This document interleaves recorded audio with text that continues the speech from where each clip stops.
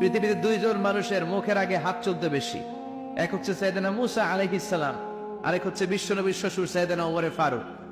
সুবহানাল্লাহ পড়বেন না? আমাদের ইমাম সাহেবেরা একামত হলে ক্যাবলামুখী হয়ে দাঁড়ায় থাকে। ওমরে ফারুক একামত চলার সময় ক্যাবলামুখী হয়ে দাঁড়াতেন না, মুসল্লিদের দিকে মোতাওয়াজ্জে হয়ে দাঁড়াতেন। আর হাতে থাকতো লাঠি, হাতে থাকতো কি, যাদের কাতার বাঁকা হাতের লাঠি দিয়ে সোজা করে দিতেন। সুবহানাল্লাহ। এরকম লাঠি দিয়ে যদি সব জায়গায় সাইজ করা যাইতো, দিন এমনিই কায়েম হয়ে যাইতো। আমরা আজীবন ওয়াজ করেও আপনাদেরকে নামাজি বানাতে পারবো না, এটা আগে থেকেই জানি। যাদের নসিব ভালো তারা নামাজি হবে।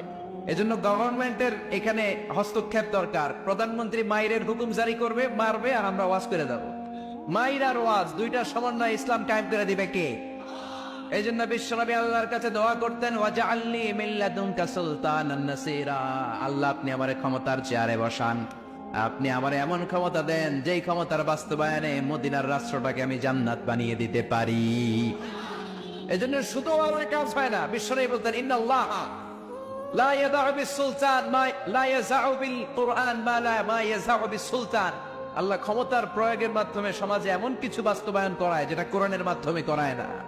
আমাদের ওয়াজে কিছু কিছু লোক মানুষ হবে, নামাজি হবে, কিন্তু গভর্নমেন্টের হস্তক্ষেপ যদি থাকে, কালকে থেকে যদি আমাদের প্রিয় প্রধানমন্ত্রী, 17 কোটি মানুষের প্রধানমন্ত্রী, এদেশের সবচেয়ে ক্ষমতাধর নারী শেখ হাসিনা যদি ঘোষণা দেয় যারাই নামাজ পড়বে না প্রত্যেক নামাজ কাজার জন্য 5 বেত। সৌদি আরবে এই নিয়ম আছে না নাই? এই জন্য আজান হলে সৌদি আরবে সব মসজিদে দৌড়ায়, অজু থাকলেও দৌড়ায়, না থাকলেও দৌড়ায়, কারণ মায়ের থেকে তো বাঁচতে হবে, ঠিক কিনা? আমি গত রমজানের আগে মক্কায় ছিলাম, তো জেদ্দাতে গেলাম স্বর্ণ মার্কেটে, আসরের আজান। এখন থেকে আজান হইতে না হইতেই দোকান সব ক্লোজ, বন্ধ। আমি বললাম, ভাই বন্ধ করেন কেন? জিনিসপত্র কিনবো। হুজুর মাফও চাই, দোয়াও চাই। ওই যে বালাদি পুলিশ দাঁড়ায় আছে, নামাজ না পড়লে ফিডায় সাইজ করে ফেলবে। আমি বললাম, আমি মুসাফির মানুষ, আমি তো কসর পড়ি। বিষ্ণবী লম্বা সফরে জোহরের 2 রাকাত, আসরের 2 রাকাত একসাথে পড়তেন, আবার মাগরিব এশা একসাথে পড়ে ফেলতেন। বললো, হুজুর নামাজের পরে আইসেন। নামাজ চলাকালীন সময়ে দোকান বন্ধ রাখা আমাদের পক্ষে সম্ভব না। এই নিয়ম যদি আমাদের প্রিয় প্রধানমন্ত্রী বাংলাদেশে করে দিতেন, কোনো বেনামাজি থাকতো? প্রধানমন্ত্রী যদি বলে দেয় কালকে থেকে যে নামাজ পড়বে না, প্রত্যেক ওয়াক্ত নামাজ যদি মিস করে 5টা করে ব্যাট। প্রধান বক্তা ওয়াজ করার পরে যদি এশার নামাজ না পড়ে ঘুমায়, বক্তার পিঠের উপর 5 বেত আছে না নাই? চেয়ারম্যান সাহেব নামাজ না পড়লে ব্যাত আছে না নাই? প্রধান শিক্ষক নামাজ না পড়লে ব্যাত আছে না নাই? এমপি সাহেব না পড়লে আছে না নাই? মন্ত্রী সাহেব না পড়লে আছে না নাই? প্রধানমন্ত্রী না পড়লে আছে না নাই? আছে? আপনারা কইছেন, আমি কই নাই, আমার কোনো দোষ নাই। মানে নিয়ম যদি হয়ে যেত, মাননীয় প্রধানমন্ত্রী যদি এই নিয়ম করে দিতেন, কোনো বেনামাজি থাকতো? কথা বলে। তার মানে স্বাধীনতার পর থেকে 47 বছর ওয়াজ করে আমরা যেটা করতে পারবো না, প্রধানমন্ত্রীর একটা ঘোষণায় 17 কোটি মানুষ নামাজি হয়ে যাবে। চিল্লায় বলো ঠিক না? প্রধানমন্ত্রী যদি একটা ঘোষণা দেয়, চুরি করলে হাত কাটা হবে, কোন চোর থাকবে? চোর থাকবে। তবে এই চোরদের বিচার করতে হবে, বড় বড় চোরদের। আলু চোর, কলা চোর, ডিম চোর, মুরগি চোর, ওগুলা না। যারা এক কলমের খোঁচায় 1000 কোটি টাকা মেরে দেয়, পদ্মা সেতু মেরে দেয়, রাস্তার টাকা মেরে দেয়, ব্রিজ মেরে দেয়, শেয়ার বাজার মেরে দেয়, হলমার্ক মেরে দেয়, দেশের টাকা মেরে দেয়, এরকম বড় বড় চোর দেশে আছে না নেই? প্রধানমন্ত্রী যদি বলেন, no tolerance for the corruption, দুর্নীতির ব্যাপারে কোনো সহনশীলতা নাই, দুদককে যদি বলিষ্ঠ করে আর নিজে যদি মনিটরিং করে, একটা দুর্নীতিবাজ বাংলার জমিনে থাকবে না। চিল্লা এখন ঠিক কিনা? এজন্য আল্লাহ বললেন, ওয়াজআলনি মিন লাদুনকা সুলতানান নাসীরা।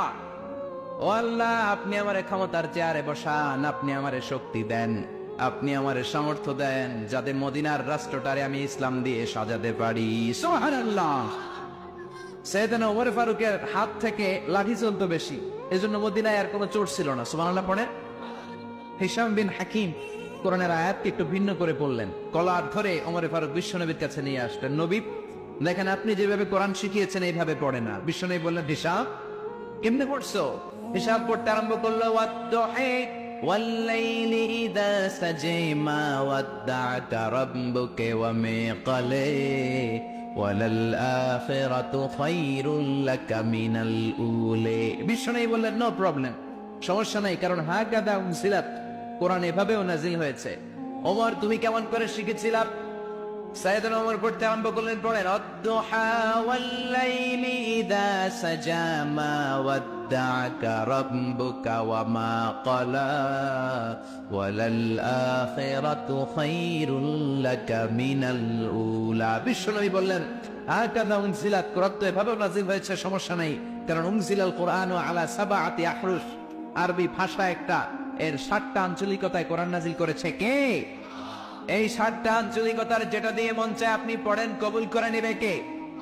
এই জন্য এই কোরআন পড়ার নিয়ম হলো যেখান দিয়ে মনে চায় সেখান দিয়ে কোরআন পড়বেন, কিন্তু পড়ার আগে ওযুর দরকার আছে রাডাই। আমার আল্লাহ বললেন কোরআন পড়ার আগে শয়তানের ব্যাপারে আমার কাছে পানাহ চাও। ফাইদা ক্বারাআতাল কুরআন জাআলনা فإذا قرأت القرآن فاستعذ بالله من الشيطان الرجيم। আল্লাহর কোরআন যখন পড়বা আউযু বিল্লাহ পড়ার দরকার আছে রাই, পড়েন সবাই আউযু বিল্লাহি মিনাশ শাইতানির রাজিম বিসমিল্লাহির রহমানির রহিম। তারপরে আল্লাহ বলেন আউযু বিল্লাহ পড়লা, শুরুতে অজু বানালা, আউযুবিল্লাহ পড়লা, বিসমিল্লাহ পড়লা, তারপরে তাসবিহ আর কোরআনের পড়ার পদ্ধতির নিয়ম জানার দরকার আছে না নাই? ওয়ারাত্তিলিল কুরআনা তারতিলা, কোরআনকে তাজবিদের সাথে পড়ো, তাহসিনের সাথে পড়ো, এক এক অক্ষরে 10টা নেকি দিবে কি? তাজবিদের সাথে কোরআন পড়তে হবে, তাহসিনের সাথে পড়তে হবে, সুর করে পড়তে হবে। আমার ভাই চমৎকার করে কোরআনের তেলাওয়াত করলেন, আপনার গলায় যত সুর আছে এই সুরগুলোকে কাজে লাগিয়ে আপনি কোরআন পড়বেন। অনেকে বলে হুজুর আমার কোনো সুর নাই, আমার সুর নাই হুজুর। আপনার যেটা আছে ওইটাই সুর। সুর যে আপনার কত আছে বাথরুমে ঢুকলে বোঝা যায়। বাথরুম সিঙ্গার আছে না নাই কিছু? ওয়াশরুমে যখন কাপড় কাচে তখন সবাই সিঙ্গার, মনের সুখে গান গায়। সবাইকে আল্লাহ এক ধরনের মেলোডি ভয়েস দিয়েছে, এই সুরটাকে কাজে লাগিয়ে গুনগুন করে সুন্দর কণ্ঠে কোরআন পড়বেন। এই জন্য বিশ্বনবী বলতেন মান লাম ইয়াতাআন্না বিল কোরআন ফালাইসা মিন্না, গুনগুন করে সুর করে যে কোরআন পড়ে না সে আমার উম্মত হতে পারে। এজন্য কোরআনটাকে একটু সুর করে পড়ার চেষ্টা করবেন। রাজি আছেন তো? এখন কাদের সুরে পড়বে?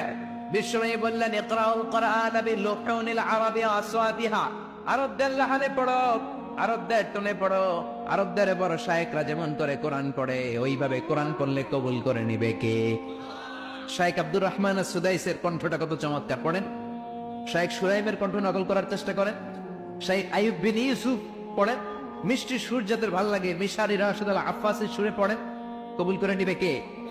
এখন এই যে অ্যান্ড্রয়েডের সেট পাওয়া যায়, এগুলোর মধ্যে কোরআন রাখা যায় কি যায় না? কোরআনের অর্থ রাখা যায় কি যায় না? বঙ্গানুবাদ আছে না নাই? আপনি যদি বলেন আল্লাহ আমি কোরআন পড়তে পারি নাই, আল্লাহ কি মাফ করবে নাকি? No excuse will be granted that day. কিয়ামতের দিন আল্লাহ কোনো এক্সকিউজ দিবে না, কারণ আপনি যত অজুহাত দেখাবেন এর চেয়েও বড় অজুহাত ওয়ালা লোক কোরআন শিখেছে এরকম নমুনা আল্লাহর কাছে আছে না নেই? আপনি যদি বলেন আল্লাহ আমি পরমাণু বিজ্ঞানী, বিজ্ঞান পড়ার কারণে কোরআন পড়ার সময় পাই নাই, রব্বুল আলামিন বড় বড় বিজ্ঞানী দাঁড় করায় দিবেন যারা বিজ্ঞানীও ছিল কোরআনও বুঝেছে, ঠিক কি না? বাংলাদেশে একজন পরমাণু বিজ্ঞানী আছে, শমশের আলী, নাম শুনছেন? The scientific indications of the holy Quran, Baitul Mukarram থেকে পাবলিশ করেছে, ইংলিশ মিডিয়ামে বইটা লেখা। কোরআনে কি কি বৈজ্ঞানিক তথ্য আছে এটা ডক্টর শমশের আলী স্যার লিখেছে। আল্লাহ বলবে শমশের আলী পারমাণবিক বিজ্ঞানী হয়ে কোরআন পড়লে তুই পারলি না কেন? ঠিক কিনা? আপনি যদি বলেন আল্লাহ আমি ডাক্তার ছিলাম, এমবিবিএস করেছি, তো এফসিবিএস করেছি, কানাডা থেকে আমেরিকা থেকে ডিগ্রি নিয়েছি, এই ডাক্তারি পড়ার কারণে আমি কোরআন পড়ার সময় পাই নাই, আল্লাহ জাকির নায়েককে আপনার সামনে দাঁড় করায় দিবে। আল্লাহ বলবে এই বেটা ডাক্তার হইয়া কোরআন পারে, তুই পারস না কেন?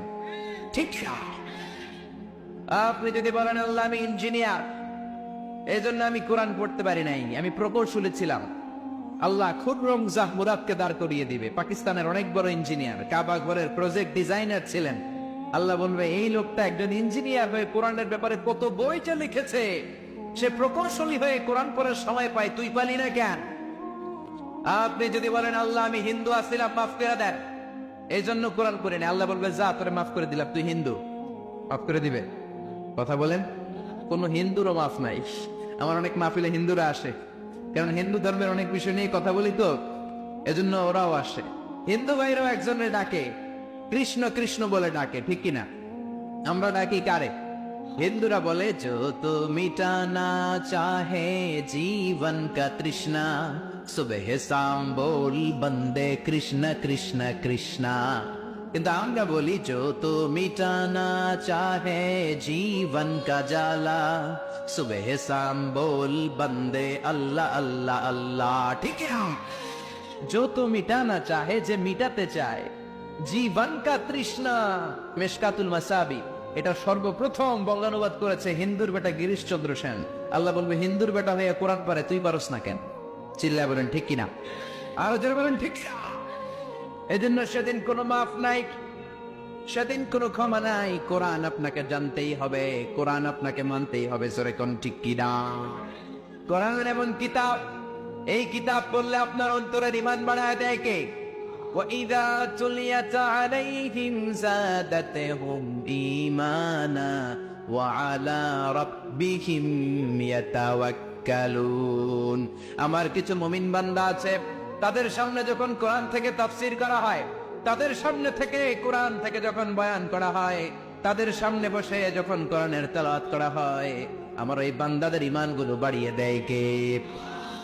কোরআন পড়লে আপনার ঈমান বেড়ে যাবে, অন্তর তাজা হয়ে যাবে, আপনার রোগ থাকলে আপনি সুস্থ হয়ে যাবেন। এটা আমরা বিশ্বাস করতে পারি না। আপনার তো ঈমানই নাই, ওই বিশ্বাসটা নাই, এজন্য আপনি ভালো হন না। সূরা ফাতিহা পড়ে ফু দিলে নবী ভালো হইলে আপনি হবেন না কেন? আয়াতুল কুরসি পড়ে ফু দিলে হাসান হুসাইনের কাছে যদি জিন না আসে, আপনার ছেলের কাছে আসবে কেন? সূরা ফালাক সূরা নাস পড়ে সাহাবারা বাচ্চাদেরকে ফু দিলে কোনো জিন আসতো না, আপনি ফু দিলে জিন আসে কেন? তার মানে ঈমানের মধ্যে ঝামেলা আছে না নাই? আছে না নাই? বিশ্বনবী বললেন, সূরা ফাতিহা পড়ে ফু দাও, সব অসুস্থতাকে সুস্থ করে দিতে পারে কে? কিন্তু ওই সিনসিয়ারিটি লাগবে, দোয়ার মধ্যে ওই বিশ্বাস, ওই ইখলাস, ওই আন্তরিকতাটা লাগবে। চিল্লায় বলেন ঠিক না।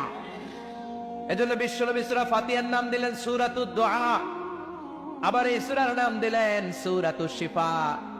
শিফার সূরা। ফাতিহা পড়ে ফু দিলে অসুস্থরে সুস্থ করে দেয় কে? বিশ্বনবীর হাতে বল্লা পোকা কামড় দিল, কামড় দিলে ব্যথা লাগে না? আয়েশারে বলল, আয়েশা লবণের পানি গরম দাও, ঢাললো।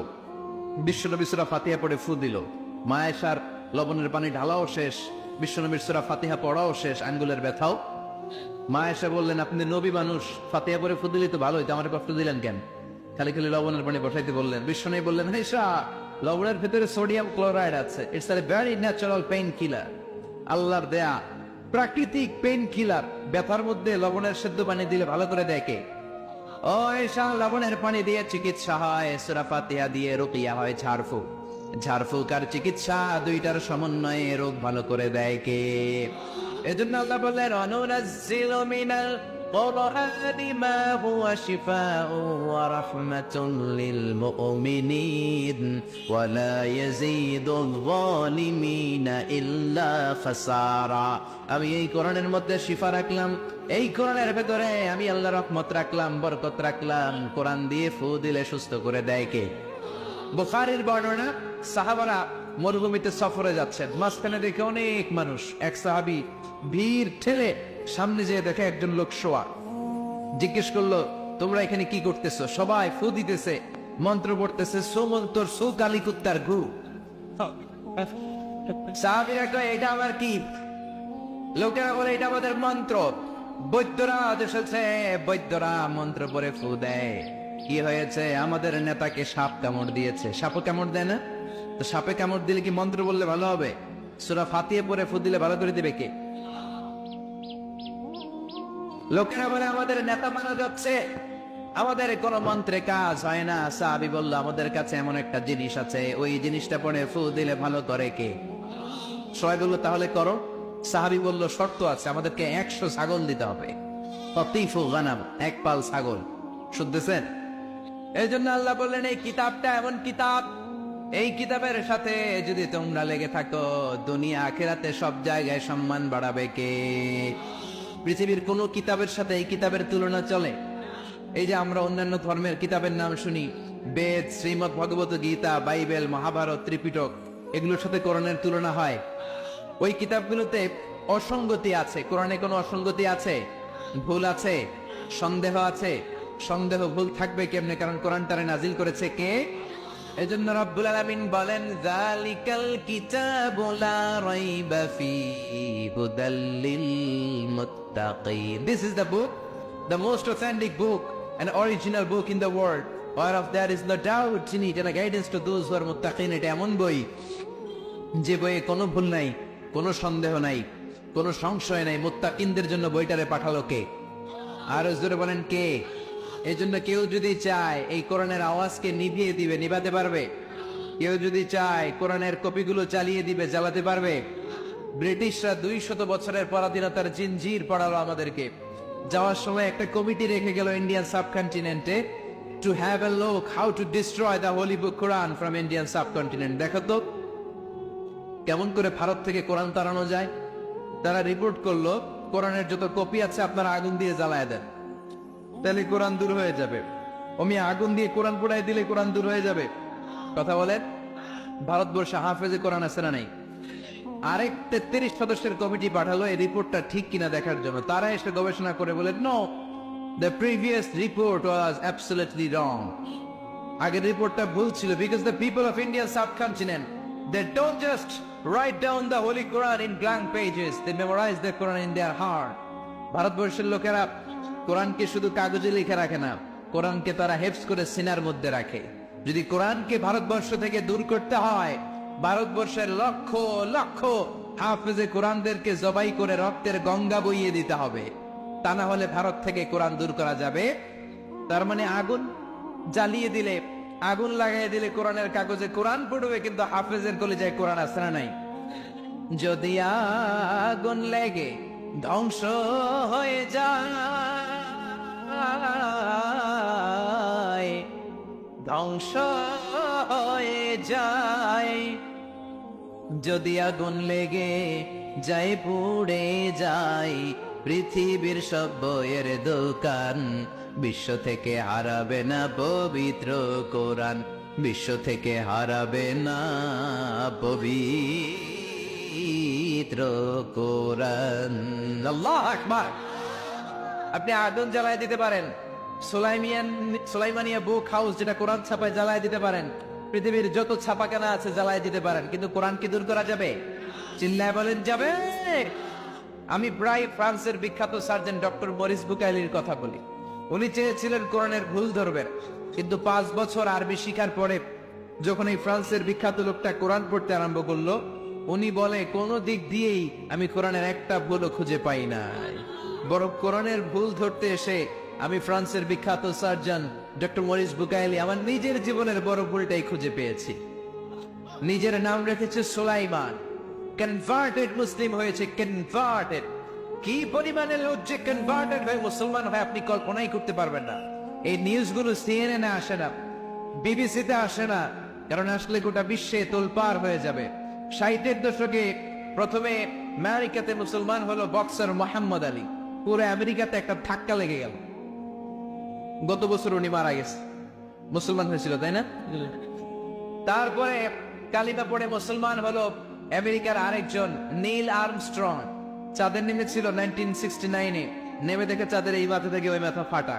পৃথিবীতে এসে বিশ্বনবীর জীবনী পড়ে জানতে পারলো বিশ্বনবী আঙ্গুলের ইশারায় চাঁদ ফাটিয়ে দিয়েছেন। এই লোক কালিমা পড়ে মুসলমান হয়েছে। এই দুই সেলিব্রিটি মুসলমান হওয়াতে পুরো আমেরিকায় তোলপাড়। এরপর যখন এই যার কথা বললাম ডক্টর মরিস বুকাইলি, ফ্রান্সের বিখ্যাত সার্জন এবং মমি স্পেশালিস্ট, উনি যখন কালিমা পড়ে মুসলমান হলো, এবার ধাক্কা লাগলো ইউরোপে, কারণ ওনার বাড়ি ফ্রান্সে। ইউরোপে আরেক ধাক্কা। এই তো গোটা বিশ্বের সেলিব্রিটিরা বানের পানির মতো ঢলে ঢলে কালিমা পড়ে মুসলমান হতে শুরু করলো। 2006 সালে কালিমা পড়ে মুসলমান হলো পাকিস্তানের বিখ্যাত ক্রিকেট তারকা ইউসুফ ইউয়ানা, ঠিক কিনা? মুসলমান হওয়ার পরে নাম রেখেছে মোহাম্মদ ইউসুফ। কালিমা পড়ে মুসলমান হয়েছে আমেরিকার পপ স্টার মাইকেল জ্যাকসন। কালিমা পড়ে মুসলমান হয়েছে খোদ আমেরিকা যুবমন্ত্রী জসুয়া ইভান্স, কালিমা পড়ে মুসলমান। কালিমা পড়ে মুসলমান হয়েছে তামিল নায়িকা মানিকা রেহামার দিরাজ, মুসলমান হওয়ার পরে নাম রেখেছে রাহিমা। কালিমা পড়ে মুসলমান হয়েছে নেলসন ম্যান্ডেলার, সাউথ আফ্রিকার অবিসংবাদিত নেতা নেলসন ম্যান্ডেলার আপন নাতি গত বছর ম্যান্ডেলা কালিমা পড়ে মুসলমান। টনি ব্লেয়ারের আপন শালী লরেন বুথ, মিডিয়া কর্মী, কালিমা পড়ে মুসলমান। বানের পানির মতো, বন্যার পানির ঢলের মতো ইউরোপ আমেরিকায় কালিমা পড়ে লোকজন মুসলমান হচ্ছে। টুইন টাওয়ার অ্যাটাকের পরে মুসলমানের সংখ্যা আমেরিকাতে দ্বিগুণ হয়েছে। After the 9/11 attack, the number of Muslim community already have been doubled in United States of America. বর্তমানে আমেরিকায় মসজিদের সংখ্যা 3000-এরও বেশি। ইউরোপে, আমেরিকাতে মুসলিম সোসাইটিতে গণহারে দাওয়াতি কাজ হচ্ছে। এজন্য আপনার ছোট্ট খাট্ট ষড়যন্ত্রে, আপনার হুমকি আর ধমকিতে, আপনার কোনো আওয়াজে কোরআনের কথা বন্ধ হবে না। চিল্লা এখন ঠিক না। কোরআনের বিরুদ্ধে যারা কথা বলে, আমার এই আল্লাহর 30 পারা কোরআনের বিরুদ্ধে যারা আইন এদেশে বানাতে চায়, একটা আইনও আমরা মানি না। চিল্লা এখন ঠিক না। আল্লাহর কোরআন দিয়ে আমরা এদেশে আইন চাই, আল্লাহর কোরআন নিয়ে এদেশে আমরা বাঁচতে চাই। যারা কোরআনের বিরোধিতা করে তাদের সাথে আমাদের কোনো সম্পর্ক। এজন্য কোরআন বাস্তবায়নের জন্য সবকিছু বিলিয়ে দিতে রাজি আছে মুসলমান। কোরআনের গোটা বিশ্বের সব মানুষও যদি কোরআনের বিরুদ্ধে নেমে যায়, কোরআনের কিচ্ছু করতে পারবে না তারা, কারণ কোরআনকে হেফাজতের স্বয়ং দায়িত্ব নিয়েছে কে? এজন্য আল্লাহ বলেন, ইন্না নাহনু নাযালনা যিকরা ওয়া ইন্না লাহু লাহাফিযুন। আমি রব্বুল আলামিন এই কোরআনকে মুহাম্মদ সাল্লাল্লাহু আলাইহি ওয়াসাল্লামের উপর নাজিল করেছি, আর এই কোরআনকে টিকিয়ে রাখার দায়িত্ব, কোরআনের আলোকে ছড়িয়ে দেওয়ার দায়িত্ব আমি আল্লাহ নিজেই নিয়েছি। কোন সুবহানাল্লাহ। এই কোরআনে ভুল আছে কিনা দেখার জন্য ইউনাইটেড স্টেটস অফ আমেরিকার, আপনারা জানেন তো, পৃথিবীর সবচেয়ে পাওয়ারফুল কম্পিউটারের নাম হচ্ছে ক্রে 1 সুপার কম্পিউটার। আমেরিকাতে মিলিটারি ফোর্সে যারা যায়, ওদের ট্রেনিং পিরিয়ডে এই ক্রে 1 সুপার কম্পিউটার দিয়ে ওদেরকে টেস্ট টু রিচ দেয়ার। এটা তো ভয়ানক যে মানুষ ওখানে পৌঁছতে পারে না। আপনারা জানেন সংখ্যাতাত্ত্বিক নিয়ম শুরু হয় একক দিয়ে, তারপরে দশক, তারপর শতক, সহস্র, অযুত, লক্ষ, নিযুত, কোটি, million, billion, trillion, zillion, pillion, এরপরে হচ্ছে অক্ট্রিলিয়ন। তাও 1, 2, 3 অক্ট্রিলিয়ন নয়। গোটা বিশ্বের সবাই যদি 63 অক্ট্রিলিয়ন বছর হায়াত পায়, আরে 63 বছরই তো আমরা হায়াত পাই না। সবাই যদি 63 অক্ট্রিলিয়ন বছর হায়াত পায়, সবাই যদি দিন দুনিয়া সব কাজ ফেলে দিয়ে শুধু কোরআনের মতো একটা কিতাব রচনা করতে চেষ্টা করে, যদি জিন আর মুসলমানেরা এক হয়ে যায়, আল্লাহর বিরুদ্ধে নেমে যায়, যদি বলে জিন আর মানুষ ভাই ভাই, আল্লাহর আর রক্ষা নাই, আমরা কোরআন বানায় ফেলামু, তাহলে মেবি পারহ্যাপস সম্ভবত কোরআনের মতো একটা বই হলেও হতে পারে। কিন্তু সর্বশেষ সুপার কম্পিউটার বলে, logically it's quite impossible to create a book like কোরআন।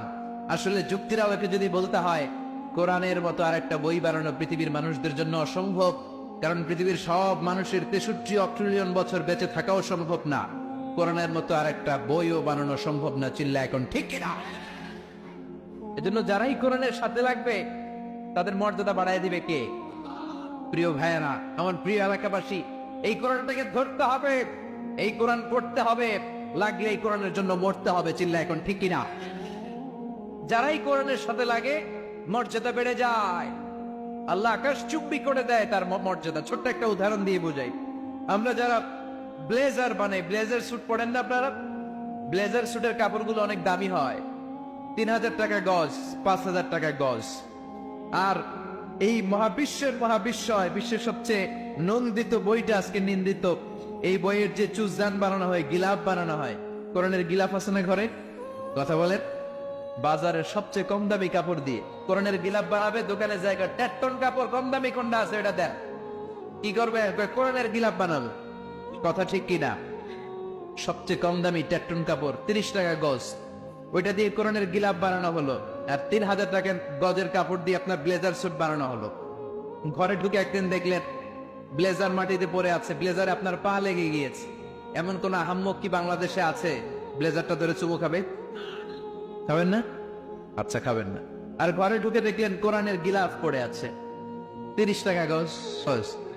কথা বলেন, 30 টাকা গজের কোরআনের গিলাফ পড়ে আছে। মনের ভুলে হঠাৎ করে পা লেগে গিয়েছে গিলাফে, চুমু খাবো কি খাবো না? এমন কোন মুসলমান আছে কি যে চুমু খাবে না? 30 টাকা গজের 1.5 টন কাপড়ের মায়া এত হয়ে গেল আপনার কাছে, হ্যাঁ?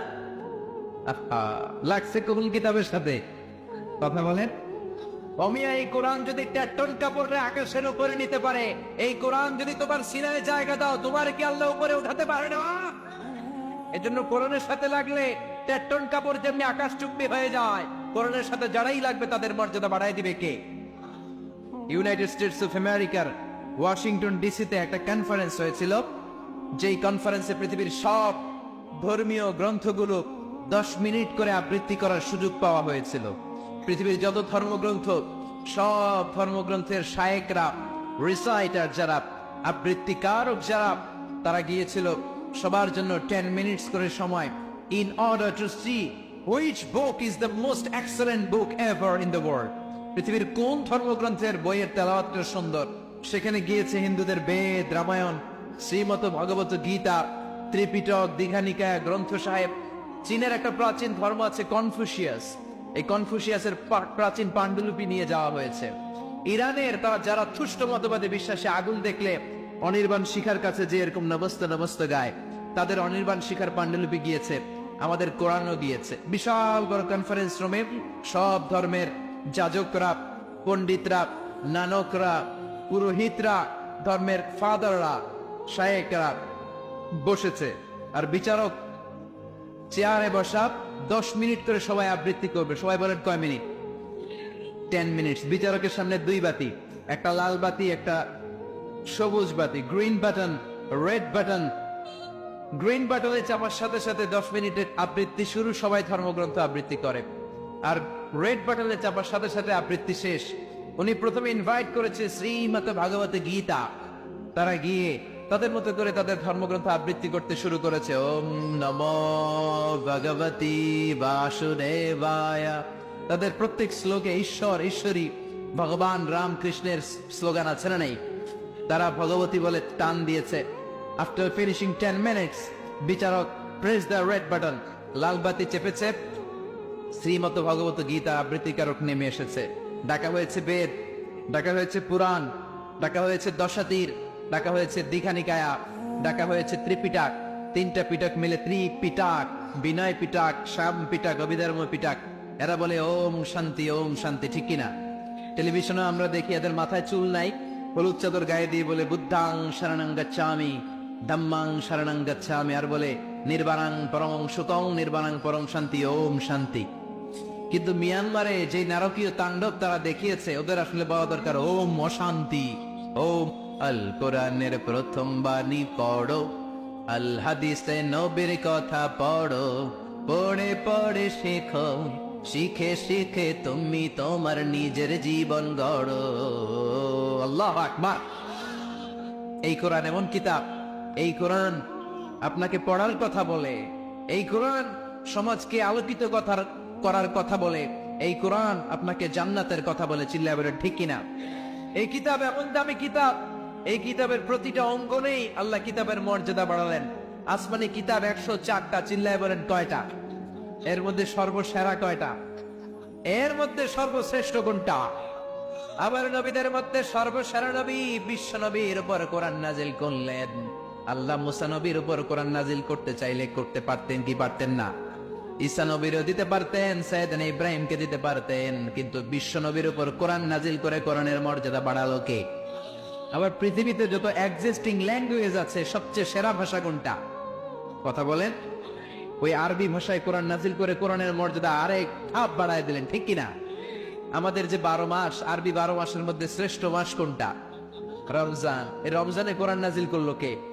আবার রমজানের 30 দিন 30 রাতের মধ্যে সবচেয়ে সেরা মাহেন্দ্র ক্ষণ কোনটা? লাইলাতুল কদর, ঠিক কিনা? লাইলাতুল কদরের রাত্রিতে কোরআন নাজিল করলো কে?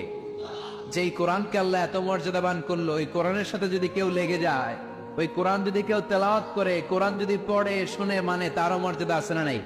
আসলে নেই। এই জন্য সকাল শুরু হতে হবে আমাদের কোরআন দিয়ে।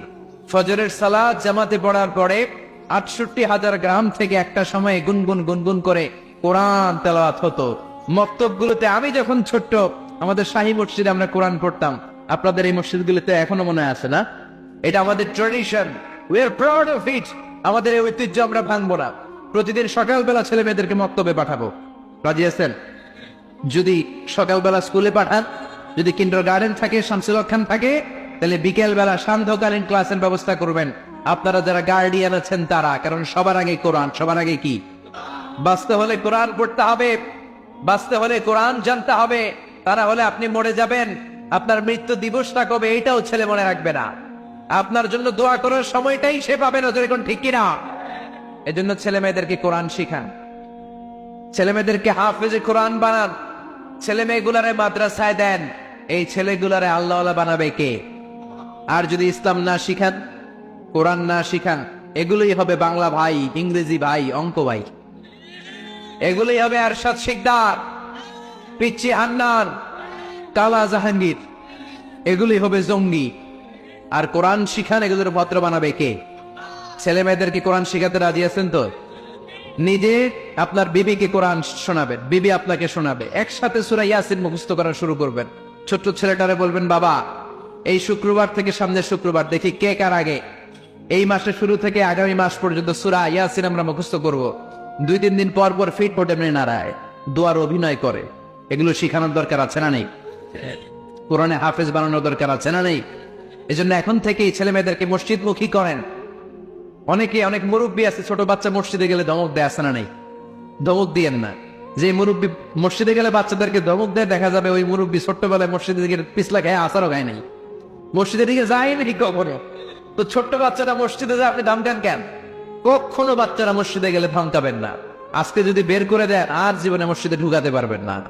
আর এখন থেকে যদি মসজিদমুখী করেন, এগুলোই হবে নামাজি, এগুলোই হবে ভদ্র, এগুলোই হবে সমাজ সেবক, এগুলোই হবে আল্লাহ, এগুলোই হবে আগামী প্রজন্মের অহংকার। চিল্লায় বলো ঠিক কিনা? অনেক আলোচনা শুনলাম, এবার কর্মসূচি। আজকের আলোচনার কর্মসূচি নাম্বার 1, সবাইকে কোরআন জানতে হবে। We need to know how to recite the Holy Quran with tajweed. তাজবিদের সাথে কোরআন জানবেন। বয়স হয়ে গেছে, পান খাইতে খাইতে জিহ্বা ভারী, কোনো অজুহাত আল্লাহ নিবে না। এতদিন পারেন নাই, কালকে থেকে পারবেন, ঠিক কিনা? ইনশাআল্লাহ করবেন না? সান্ধ্যকালীন কোরআন শিক্ষার আসর করেন। ইমাম সাহেব, খতিব সাহেব ডগের মাদ্রাসায় পড়ে, আশেপাশের মাদ্রাসাগুলোয় পড়ে, এই হাফেজ ছাত্রদেরকে ধরে আপনারা কোরআন শিখেন। ছেলে মেয়েদের অন্তরের ভেতরে কোরআনের নূর ঢুকায় দেন। ফ্যামিলিগুলোরে জান্নাতি ফ্যামিলি বানায় দিবে কে? প্রতিদিন কোরআন তেলাওয়াত করতে হবে। Our day should be started with the recitation of Holy Book Quran. রাজি আছেন? আমার সাথে একমত না বোধহয়? রাজি আছেন সবাই? তাহলে কোরআন জানতে হবে, কোরআনের তেলাওয়াত সহি শুদ্ধভাবে শিখতে হবে। 2 নাম্বার সবচেয়ে জরুরি কর্মসূচি হচ্ছে we need to know the Holy Quran in our own mother tongue. আমাদের মাতৃভাষা আমাদেরকে কোরআন বুঝতে হবে। আল্লাহ কি বললো আমরা বুঝি না, এজন্য অন্তরে লাগে না। তারাবির সালাতে যখন কাবা ঘরের ইমাম শেখ আব্দুর রহমান আস-সুদাইস আযমের আয়াতগুলো বলে টান দেয়, চিৎকার দিয়ে হেরেম শরীফের চারদিকে সবাই কান্নায় ভেঙে পড়ে। শেখ আব্দুর রহমান আস-সুদাইস নিজেও কাঁদে, আমরাও কাঁদি। কাঁদার জন্য 3-4 মিনিট উনি তেলাওয়াত বন্ধ রাখেন, আবার নিজেকে সামলে নিয়ে আবার তেলাওয়াত করেন। আবার জান্নাতের আয়াতগুলো যখন পড়েন, সাবলীল কণ্ঠে পড়েন, অন্তরগুলো মানুষের আনন্দ ছল্লা হয়ে যায়। আর আমাদের তারাবির নামাজে হাফেজ সাহেব জাহানের রেলগাড়িও ফেল, এমন জোরে টান দেয়। রুব্বা ক্বারিলিল কুরআন ওয়াল কুরআনু ইয়ালআনুহু। এমন কিছু হাফেজে কোরআন আছে যাদেরকে কোরআন রহমত না দিয়ে লানত দেয়, যারা কোরআনের তাজবিদ আদায় না করে, তাহসিন এবং সিফাত আদায় না করে মন গড়া কোরআন তেলাওয়াত করে। খবর না, কোরআনকে তাড়াহুড়ো করে কোন মসজিদে আপনারা পড়বেন। 20 রাকাত পড়তে পারেন না, 18 রাকাত পড়েন। 18 রাকাত পারেন না, 14 পড়েন, 10 পড়েন, 8 পড়েন, কিন্তু যত রাকাত পড়বেন কোরআনকে তাহসিনের সাথে, তাজবিদের সাথে থেমে থেমে তেলাওয়াতের দরকার আছে না নেই? এজন্য মাতৃভাষায় বুঝবেন। কি সুন্দর আল্লাহ সূরা ইউসুফের তাফসীর করলেন, কত চমৎকার ঘটনা। সূরা মারিয়ামের সূরার ভেতরে আল্লাহ কত চমৎকার কথা বললেন। বিশ্বনবী কোথায় কি করলেন, আল্লাহর এই 30 পারা কোরআনে আছে না নেই? এজন্য মাতৃভাষা বাংলাতে বুঝতে হবে। বঙ্গানুবাদ কোরআন কি আমাদের কোনাপাড়ার এই পাড়াডগারের লাইব্রেরিগুলোতে পাওয়া যায় না? প্রত্যেকটা ঘরে। মিজানুর রহমান আজহারীকে আপনারা পছন্দ করেন, আমি আসলেই লোকের বন্যা হয়ে যায়। আমার কথা কি আপনারা রাখবেন না? আমি সকলের পায়ের মধ্যে আমার এই 2টি হাত কাবা ঘর টাচ করেছে, কাবার কিনারা টাচ করেছে, অনেক বড় বড় জায়গা টাচ করেছে। সবার 2টি পায়ের মধ্যে আমি হাত রেখে অনুরোধ করব, প্রত্যেকের ঘরে একটা করে বঙ্গানুবাদের কোরআন থাকা চাই। রাজি আছেন? রাজি আছেন সবাই? আজ থেকে আমরা কোরআন পড়বো, কোরআন শিখবো, কোরআন দিয়ে ফ্যামিলিটারে গুছাবো। প্রতিদিন একটা করে হলেও কোরআনের বঙ্গানুবাদ আপনি পড়বেন। আল্লাহ নতুন করে আর কিছু বলবে না, যা বলার সব বলে দিয়েছেন। এজন্য কোরআনকে আল্লাহ শুরু করেছেন বিসমিল্লাহ দিয়ে, মানে বা দিয়ে, আর শেষ করেছেন মিনাল জিন্নাতি ওয়ান নাস, মানে সিন দিয়ে। বা আর সিন মিলালে কি হয়? বাস। এই বাস দিয়ে এবার ঢাকা যাবেন নাকি? না, বাসে চড়ার বাস নাই, বাস মানে যথেষ্ট, বাস মানে সাফিসিয়েন্ট, কাফি।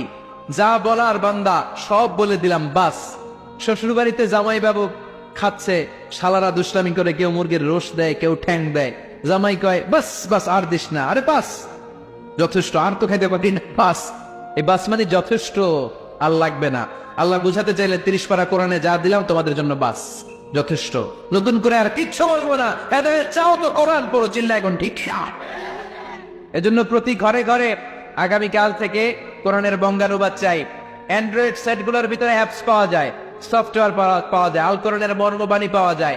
যার যেই বঙ্গানুবাদ সহজ লাগে, রমাদানে শুধু কোরআনের খতম দেওয়ার জন্য আল্লাহ কোরআন পাঠায় নাই। আপনি 4 খতম 7 খতম কেন দেয়? দিয়ে কি লাভ? তেলাওয়াত করলে সওয়াব হয়, কিন্তু অর্থ বললে 10 গুণ সওয়াব, চিল্লা এখন ঠিক কিনা? আল্লাহ কি বললো আপনি কিছুই জানেন না, কিন্তু প্রতি বছরে বছরে 20 খতম। এই কোরআন তেলাওয়াতের কোনো মানে নাই।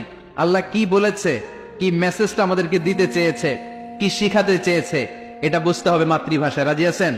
তাহলে প্রথম কর্মসূচি নিলাম কোরআন পড়তে জানতে হবে। দ্বিতীয় কর্মসূচি নিলাম মাতৃভাষায় কোরআন বুঝতে হবে। 3 নাম্বার কর্মসূচি, জীবন থাক আর না থাক কোরআনের পক্ষে থাকতে হবে, কোরআনের আন্দোলন করতে হবে। যারা কোরআনের পক্ষে তাদেরকে সাপোর্ট করতে হবে, যারা কোরআনের কথা বলে তাদেরকে ভালোবাসতে হবে। বিশ্বনবী বলেছেন কুন আলেমান আও মুতাআল্লিমান, হয় আলেম হও, নয় আলেমদের কাছে পড়ো, নয় আলেমদের সাথে সম্পর্ক রাখো, নয় আলেমদের সাথে আত্মীয়তা করো। ওয়ালা তাকুনাল খামিসা, পঞ্চমটা হইও না, 4টা হও, হয় আলেম অথবা মুতাআল্লিম, আলেমের কাছে শিখো, আলেমরে ভালোবাসো, কিংবা আলেমের সাথে আত্মীয়তা করো। 5 নাম্বারটা হইও না, মানে আলেম বিদ্বেষী হইও না, চিল্লা এখন ঠিক কিনা? আপনার কোন ছেলেটাকে মাদ্রাসায় পড়াবেন, কোনটাকে স্কুলে পড়াবেন, কোনটাকে হাফেজ বানাবেন, কোনটাকে মুফাসসির বানাবেন, কোন ছেলেটাকে দিয়ে কোন কাজ করাতে চান, কেমন করে মানুষ করতে চান, তাদের জন্য ইসলামী কি কি বই কিনে ঘরে আনবেন, আপনার বিবিকে কোন সূরাগুলো মুখস্থ করতে বলবেন, এইটাকেই বলে ফ্যামিলি প্ল্যানিং। অনেকে বলে ফ্যামিলি প্ল্যানিং জায়েজ কিনা? জায়েজ মানে ফ্যামিলি প্ল্যানিং করা ফরজ। আপনার প্ল্যানিং পরিকল্পনা থাকার দরকার আছে না নাই? এজন্য ছোট্টবেলা থেকে ছেলে দুনিয়াতে আসলেই তাকে কোরআন শেখা, ইসলাম শিখান। ভদ্র বানাবে কে? এই কোরআনের মতো মর্যাদাপূর্ণ কিতাব পৃথিবীতে আছে? জোরে বলবেন আছে? নাই। এজন্য রব্বুল আলামিন বলেন বাল হুয়া কুরআনুম মাজিদুন ফি লাওহিম মাহফুজ, বরং এটা হলো মহিমান্বিত কোরআন। এই গ্রন্থটা হলো সম্মানিত কোরআন, আর কোরআনের বাড়ি আমি বানিয়ে দিয়েছি লাউহে মাহফুজে। সুবহানাল্লাহ। কোরআনের বাড়ি কোথায়? লাউহে মাহফুজে। বাল হুয়া কুরআনুম মাজিদ, যাদের মুখস্থ আছে পড়েন বাল হুয়া কুরআনুম। তাহলে বোঝা গেল কোরআনের একটা নাম হচ্ছে কোরআনে মাজিদ।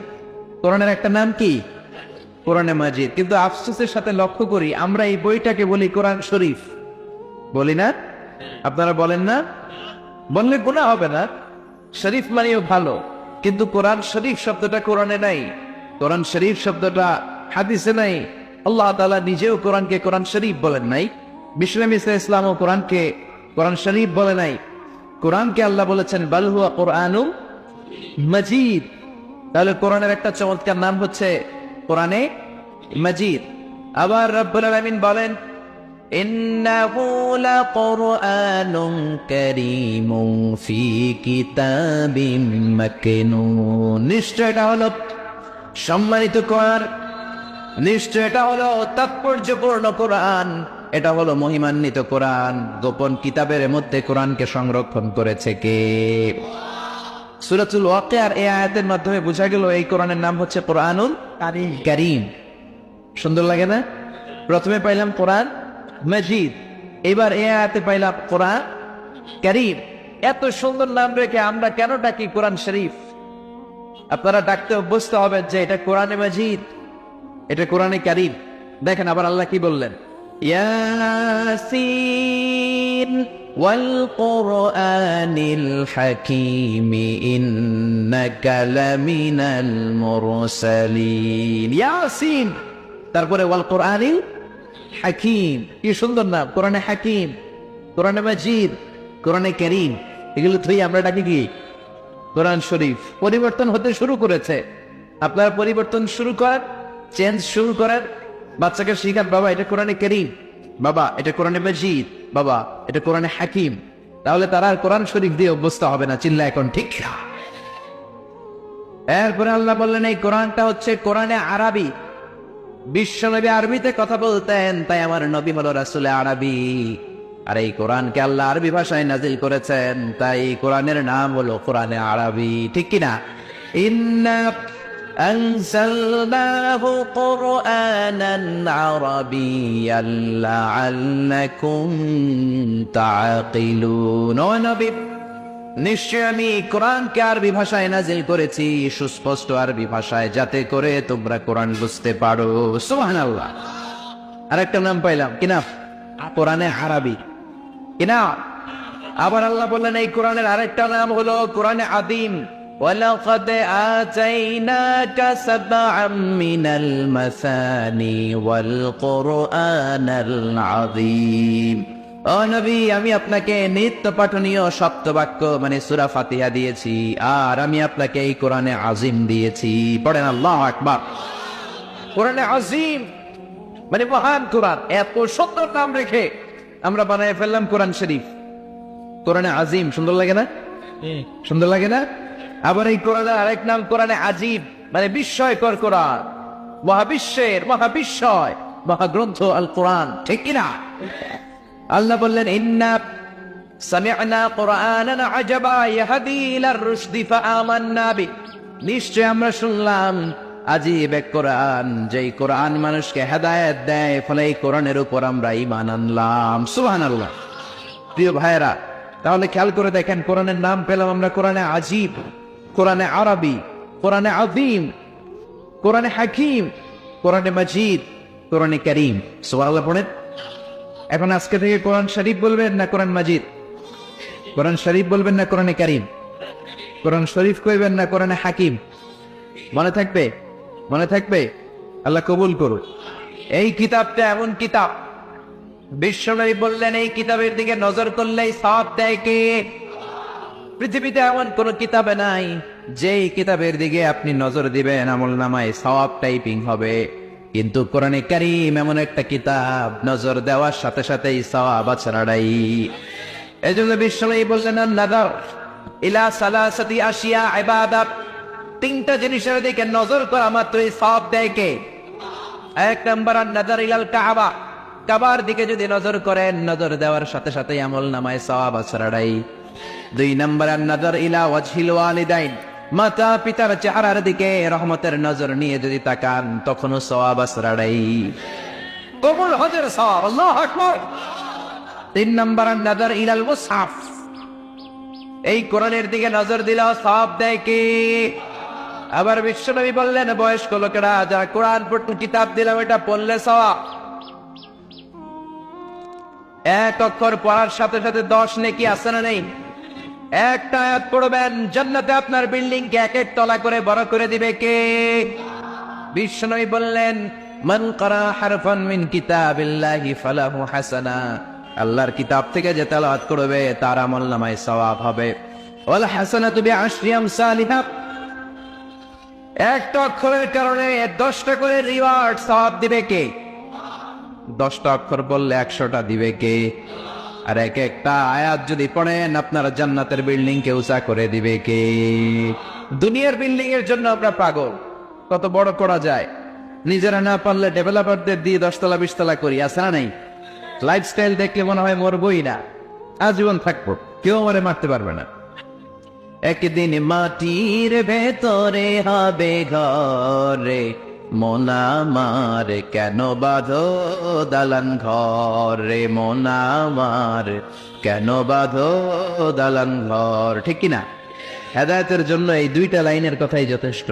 কেন এত ধন সম্পদ, বাড়ি ঘর, টাকা পয়সা নিয়ে মারামারি, কিলাকিলি? মাটির বাড়ি আমাদের আসল ঘর, জান্নাতের ঘর হবে আমাদের আসল ঘর। এই কোরআনের এক একটা আয়াত তাজবিদের সাথে শুদ্ধভাবে তেলাওয়াত করলে আমার জান্নাতের বিল্ডিং কে বড় করে দিবে কে? তার মানে এই কিতাবটা এমন কিতাব, এই কিতাব পড়লে সওয়াব, আবার এই কিতাব ধরলেও সওয়াব। এই যে ধরে রেখেছি সওয়াব আছে না নাই? তবে ধরার আগে ওযু করতে হবে। পৃথিবীর কোন কিতাব ধরার আগে ওযুর দরকার নাই, হাদিসের জন্য দরকার নাই, করলে ভালো। ফিকার কিতাব পড়ার জন্য ওযু করার দরকার নাই, ওযু করলে ভালো। কিন্তু ওযু ছাড়া কোরআন ধরা যায় নাকি? আপনি অজু ছাড়া যদি কোরআন ধরতে যান, কোরআন বলবে don't touch me without making ablution, don't touch me without making ওযু। অজু ছাড়া ধরো না। লা ইয়ামাসসুহু ইল্লাল মুতাহহারুন, পবিত্র না হয়ে, পাক সাফ না হয়ে, ক্লিন না হয়ে আল্লাহর এই কিতাবকে স্পর্শ করা যাবে